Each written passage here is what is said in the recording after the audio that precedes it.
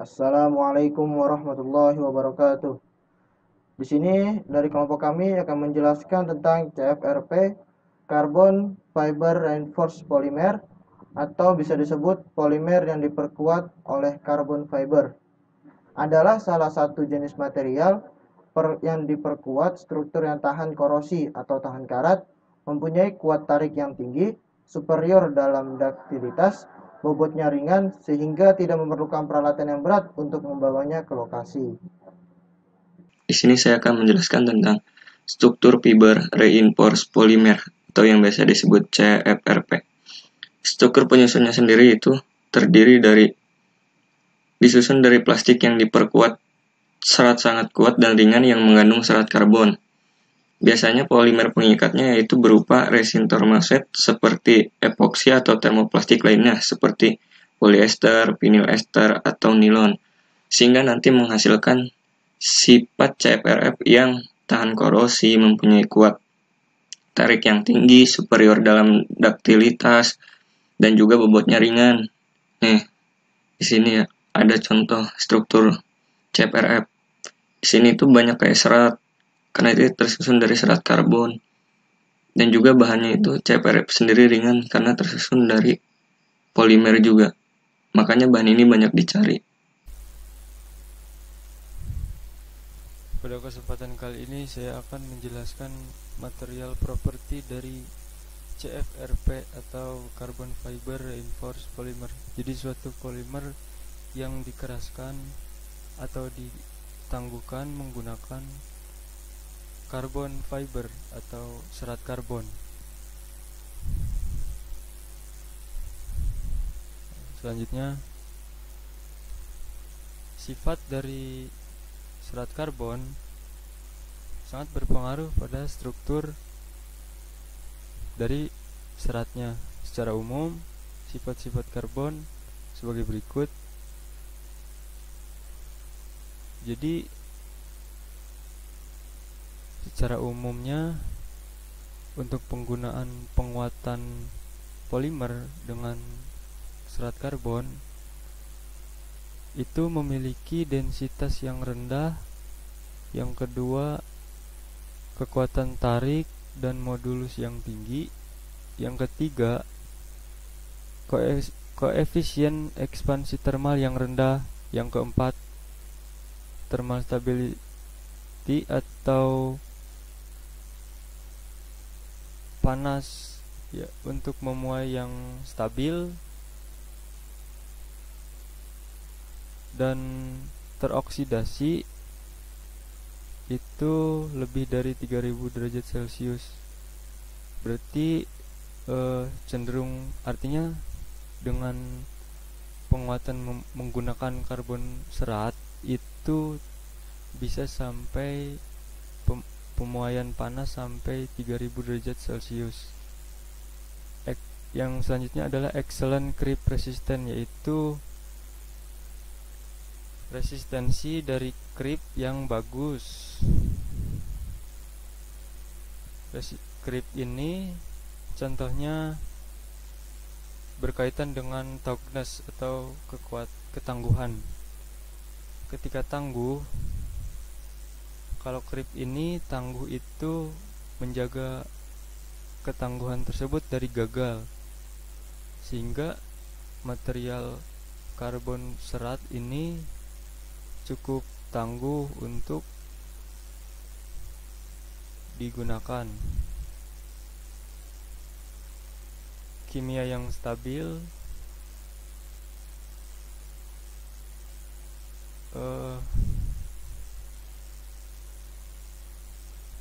Selanjutnya ada konduktivitas thermal yang tinggi, terus resistivitas elektrikal yang rendah, ketersediaan yang kontinu. Sehingga berarti serat karbon ini banyak sekali digunakan. Selanjutnya, selain itu, serat karbon juga memiliki kerugian sebagai berikut. Yang pertama, regangan untuk gagal itu rendah, sehingga suatu material ini tidak cukup kuat untuk menahan regangan untuk gagalnya. Selanjutnya ada compressive strength is low compared to tensile strength, berarti kekuatan tekannya ini sangat rendah jika dibandingkan dengan kekuatan tariknya.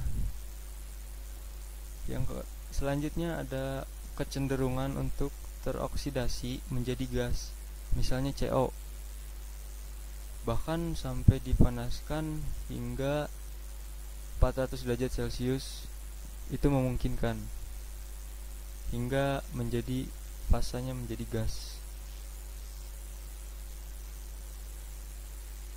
Yang selanjutnya ada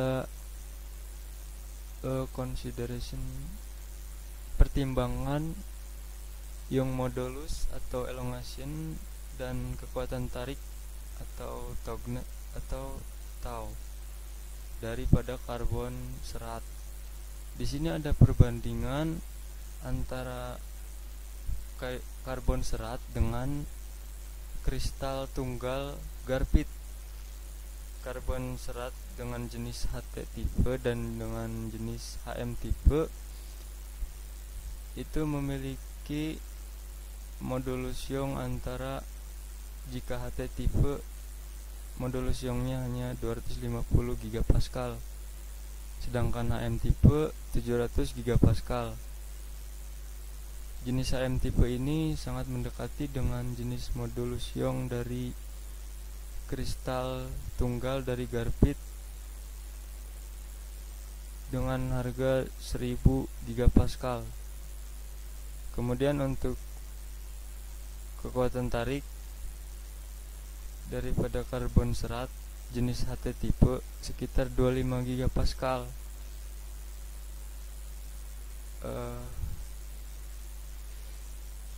Sedangkan jenis HM tipe sebesar 30 GPa.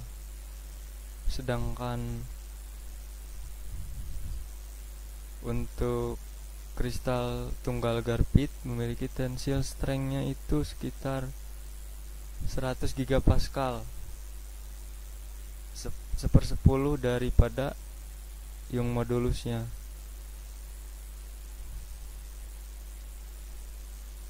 Dari kesimpulannya, untuk ion modulus daripada carbon fiber itu diperlukan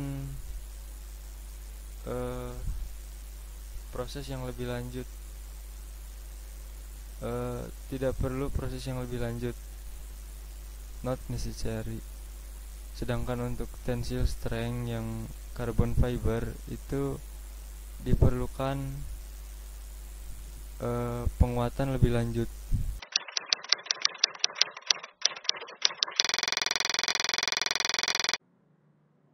Manufaktur. Ada berbagai macam proses manufaktur yang digunakan untuk melakukan pembentukan polimer atau komposit. Pemilihan proses manufaktur manakah yang sesuai dan akan digunakan dapat ditentukan berdasarkan beberapa hal berikut ini. Yang pertama itu jumlah barang yang akan diproduksi, yang kedua itu biaya pembuatan, ketiga kekuatan material, yang keempat bentuk dan ukuran produk. Setiap proses manufaktur yang dilakukan membutuhkan kondisi yang tidak sama dan proses yang manufaktur yang lainnya.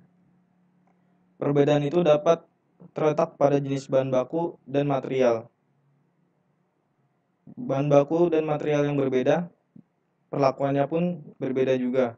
Skema pembentukan komposit itu, yang pertama itu bahan baku, lalu di molding, kemudian di heat and pressure, kemudian kita mendapatkan bentuk akhir. Semakin tinggi tekanan dan temperatur yang digunakan selama proses manufacturing, alat yang dibutuhkan semakin kuat dan berat. Hal tersebut yang menyebabkan meningkatnya biaya perkakas. Kemudian, kita akan melihat video berikut ini.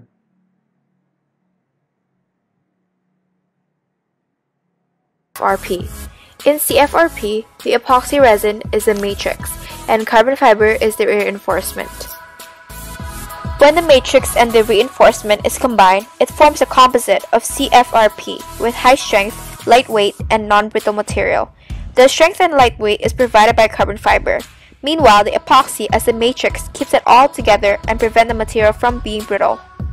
The physical properties of carbon fiber include high strength to weight ratio, rigidity, corrosion resistance, electrical conductivity, good tensile strength but brittle, fire resistant or not flammable, high thermal conductivity in some forms.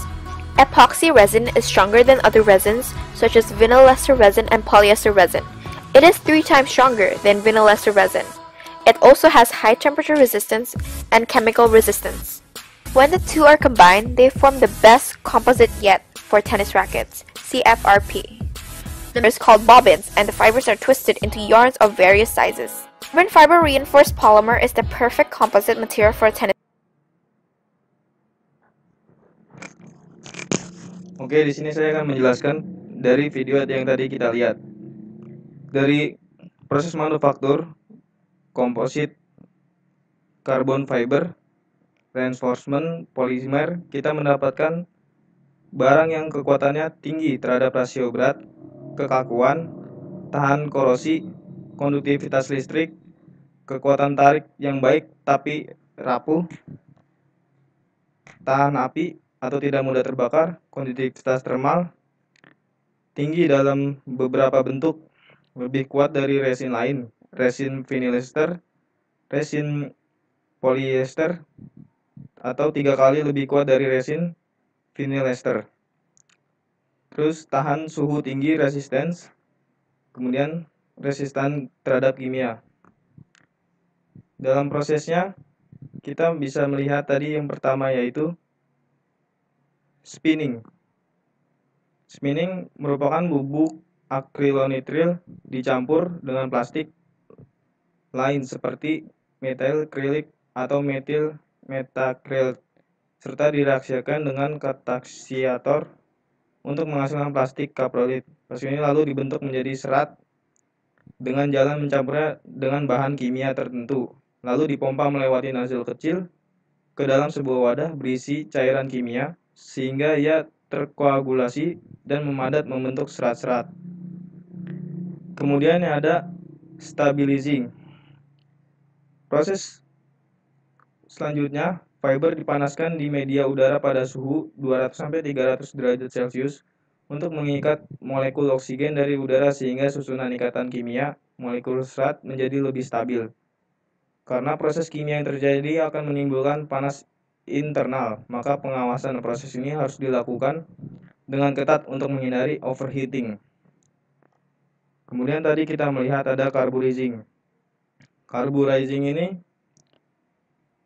setelah molekul serat stabil, serat dipanaskan pada temperatur 1000-3000 derajat Celcius di dalam ruangan berisi campuran gas yang tidak mengandung oksigen sama sekali. Tidak adanya kandungan oksigen ini di dalam ruangan pemanas berfungsi untuk mencegah terbakarnya serat karbon. Tekanan gas di dalam pemanas dijaga lebih tinggi daripada tekanan udara atmosfer untuk mencegah udara luar masuk ke dalam pemanas. Selanjutnya ada surface treatment. Di surface treatment itu ada oxidation setelah proses karbonisasi. Permukaan fiber tidak memiliki ikatan yang kuat dengan resin maupun juga komponen komposit lainnya. Untuk menghasilkan ikatan yang kuat di permukaan fiber, maka diperlukan proses oksidasi lanjutan. Penambahan atom oksigen akan menghasilkan ikatan kimia yang lebih kuat pada permukaannya, serta menghasilkan semacam lapisan kuat di permukaan serat. Kemudian yang terakhir itu ada sizing. Setelah proses pelakuan permukaan atau surface treatment, serat karbon dilapisi dengan bahan sesuai dengan tipe resin yang digunakan seperti epoksi, polister, nilon, dan urethane, dan bahan lainnya. Pelapisan ini berfungsi untuk melindungi fiber dari kerusakan pada proses selanjutnya. Serat karbon yang telah dilapisi ini berbentuk lembaran, digulung untuk proses penyimpanannya. Gulungan serat karbon ini disebut bobin. Serat karbon dalam bentuk lembaran ini siap dipotong dan dibentuk untuk berbagai macam kebutuhannya, sesuai dengan kebutuhan yang kita perlukan.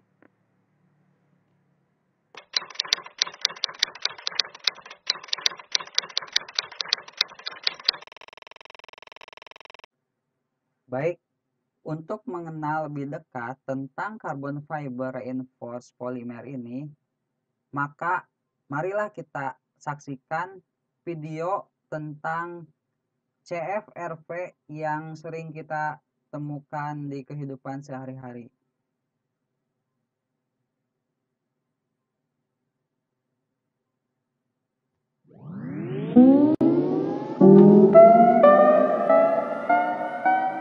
Throughout history, our biggest leaps in technology have occurred as a result of new materials becoming available. I've shown you how it took humankind centuries to master iron and steel, culminating in the explosion and growth during the Industrial Revolution. How the accidental discovery of age hardening allowed aluminium to take humans into the stratosphere in droves, and how silicon forms the backbone of this age of information. But today, we're going to discover the next great leap in material science: carbon fiber reinforced plastics. Carbon fiber and its even more futuristic brother, carbon nanotubes, have been touted as the next great innovation that will allow humans to build amazing structures that were once unimaginable. Elon Musk recently revealed an enormous carbon fiber reinforced plastic cryogenic fuel tank, the largest fuel tank that has ever been created for space flight. Building spaceships of this size is not an easy task. The larger the spaceship, the more fuel you need to escape the Earth's gravity. The more fuel you need, the bigger the fuel tank needs to be to hold it, which just adds more mass to the rocket. Carbon fiber reinforced plastics provided a new way to keep the weight down while maintaining the strength needed to withstand the internal pressures. Yap, itu adalah beberapa potongan video yang merupakan contoh penggunaan dari carbon fiber reinforced polymer di kehidupan sehari-hari. Pasti banyak yang bertanya-tanya, apa benar kata-kata dari engineer atau ilmuwan yang sering menggadang-gadangkan tentang CFRP ini sebagai material di masa yang akan datang? Untuk itu, kita lihat video yang selanjutnya.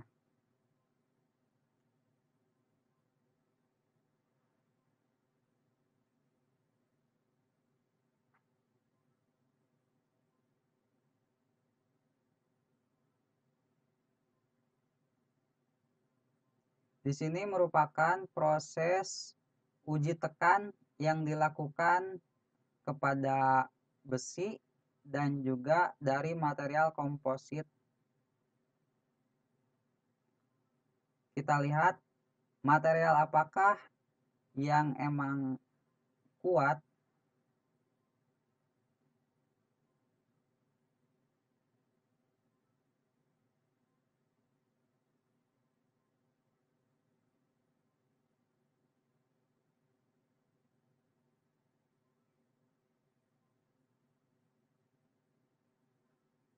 Di sini teman-teman bisa lihat garis dasar dari proses pengujian ini.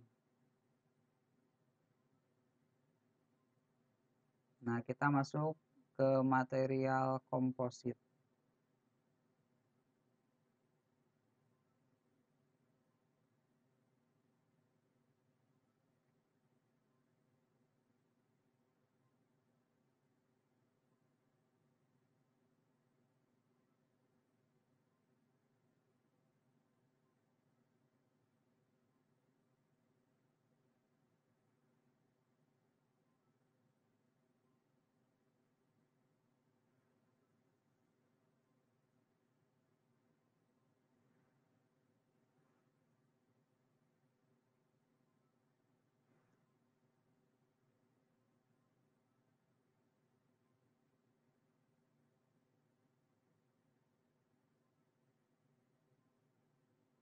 Dan ini adalah material dari carbon fiber composite.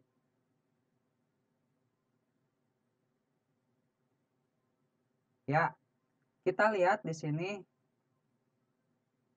banyak perbedaan ketika besi-besi dan juga komposit setelah dilakukan uji tekan, di mana yang paling atas atau ketahanannya dirasa paling kuat itu adalah dari material carbon fiber.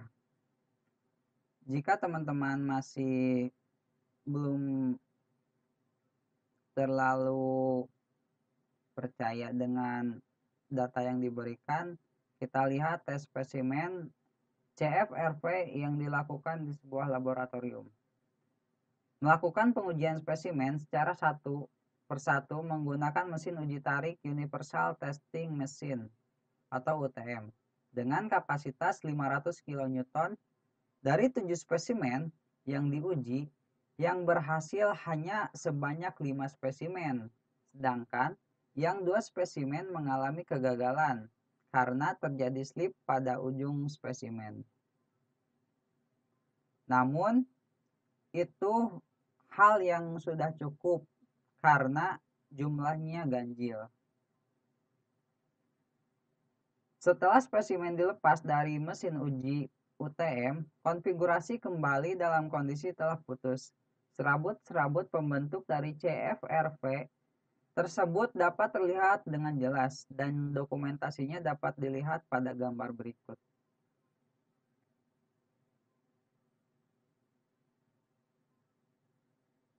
Untuk tabelnya,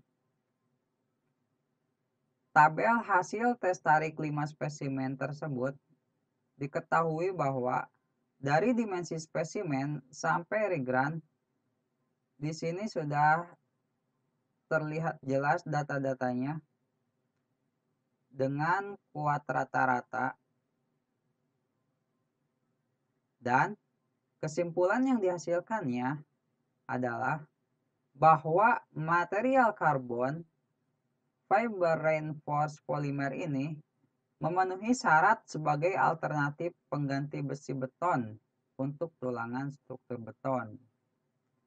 Nah, itu pengujian untuk material carbon fiber reinforced polymer. Ya, untuk selanjutnya di sini saya akan menjelaskan pengaplikasian carbon fiber reinforced polymer atau yang disingkat CFRP pada kehidupan sehari-hari. Contohnya, sebagai campuran bahan bangunan agar bangunan tersebut kuat. Dan pada kehidupan kita sehari-hari, contoh lainnya yaitu pada sarana alat olahraga kita. Contohnya seperti kayak raket tenis, sepeda, dan lain-lain.